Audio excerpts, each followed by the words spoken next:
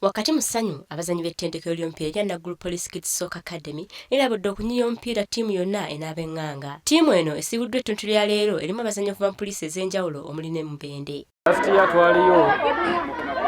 twaliyo ne tusamba categories zonna ne tuwangula mu under 13 twawangula ekikopo era tuddayo nga ba defending champion.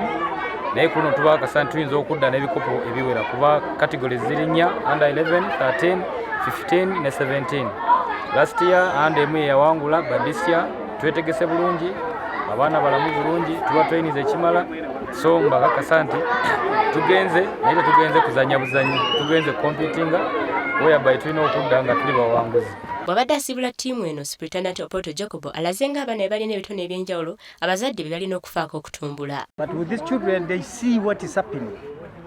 How other children play, their parents play, other European maybe players do their things. So such things inspire them.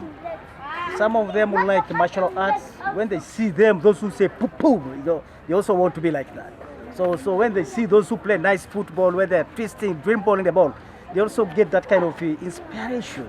Omutendesi wa ttiimu eno Mudulu Shafiiki agamba empaka zino za kuyimirira emitendera egy'enjawulo wano wasiimidde abazadde bonna abayambye ku baana baabwe okutumbula ebitone byabwe. Nebaza abazadde baffe abatuyambye tuwa abaana tuba traininga okuba muzadde okuwa omwana si kyangu naye bwe batuwadde abaana tulina abaana kuva Mubende tulina abaana kuva up country tulina bo wano mu Barracks era tukoze kyamaanyi nnyo. Ng'enjogera bw'eti nti ekirabo ky'omuntu kimuseguliza abazanyi okuva mu ttiimu eno basobodde okufuna sikaala mu masomero ag'enjawulo n'okutuukira ddala ku matendekero aga waggulu. Ttiimu eno erina ntemego y'empaka zino mu mitendera gy'abali wansi y'emyaka 13 era ng'ewangudde ebikopo bingi ebirina ekyobuvanjuba bwa Africa abali wansi y'emyaka 13. Olivia Nakate, WBS TV, Naggulu.